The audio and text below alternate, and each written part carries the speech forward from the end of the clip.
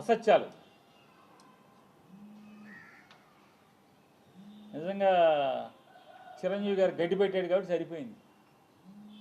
వాళ్ళ తమ్ముడు గారు మాట్లాడినప్పుడు మళ్ళీ తమ్ముడు బాధపడతాడేమని సైలెంట్గా ఉండకుండా అదృష్టవశాత్తు బాలకృష్ణ లేచాడు.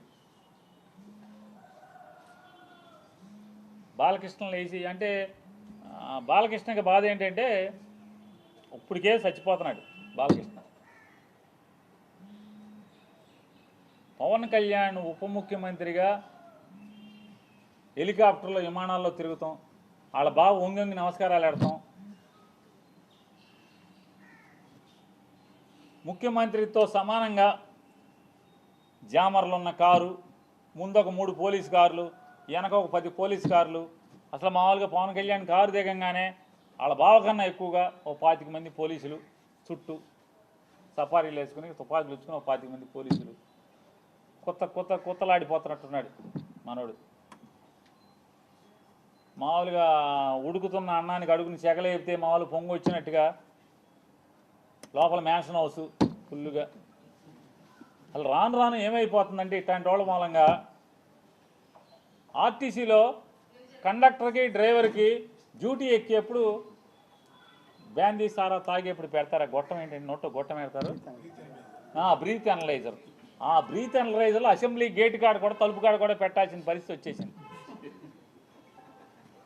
రాబోయారు ఇక మామూలుగా ఇట్లాంటి వాళ్ళు ఉంటే ఇక అంతే కదా,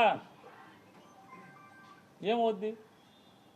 అసెంబ్లీ తలుపు కాడ లోపల తలుపు తీస్తారు మామూలుగా హాల్లోకి లోపలికి వెళ్ళి అక్కడ బ్రీత్ అనలైజర్ పెట్టి ఎమ్మెల్యేలను కూడా లోపలికి పంపించాల్సిన పరిస్థితి వచ్చేసింది కదా.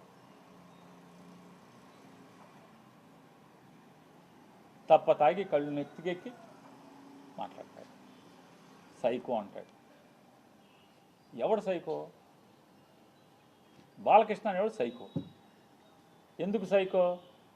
పవన్ కళ్యాణ్ హోదాని ఆ వెలుగుని చూసి ఏడవలేక సైకో. నువ్వు సైకో. ఎవడికి సైకో? మాకేం సైకో? ఏం చేశాడు సైకో? సిగ్గు లేకుండా నేను కలవలేదని చెప్తావా? రోజు పురాణాలు నోట్లో ఒల్లివేయటం కాదు, బట్టి పట్టం కాదు, వేద మంత్రాలు బట్టి పట్టం కాదు, దేవుడి పద్యాలు బట్టి పట్టం కాదు. నాలుక మీద పురాణాలు, ఉపనిషత్తులు, వేదాల్లో ఉన్న వాక్యాలు అవి బట్టి పట్టినంత మాత్రాన ఇట్టాగుంటుంది. బట్టి పడితే జీవితం, బట్టి పట్టిన బతుకులు ఇట్టాగా ఉంటాయి. పేరుకేమో బయట మామూలుగా మైకుచ్చుకుంటేనేమో వేదాలు ఉపనిషత్తులు అవి మాట్లాడటం ఆ ఊ అని చెప్పని. మనిషిని మందేస్తే ఇది మన తంతు.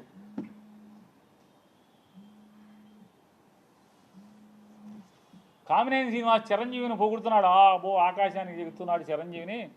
చిరంజీవి ముఖ్యమంత్రిని రంకెలేస్తే జగన్ బయటికి పరిగెత్తుకొచ్చాడు అని ఆకాశాన్ని లేపితే ఈయన ఉండబట్టలేకపోయాడు. లేచిపోయి వెంటనే కామినేని శ్రీనివాస్ గారు సైకో, అప్పుడు వచ్చారు కదా సినిమా వాళ్ళు అది ఇదని. సాక్షాత్తు బాలకృష్ణ నాతో ఫోన్లో మాట్లాడాడు, నాతో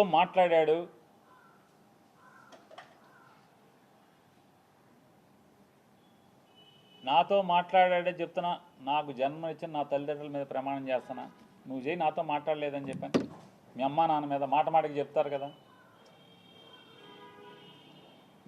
అరే ఎన్టీ రామారావు గారు, బసవతారకం గారు ఎంత క్యారెక్టర్ ఉన్నవాళ్ళు, ఎంత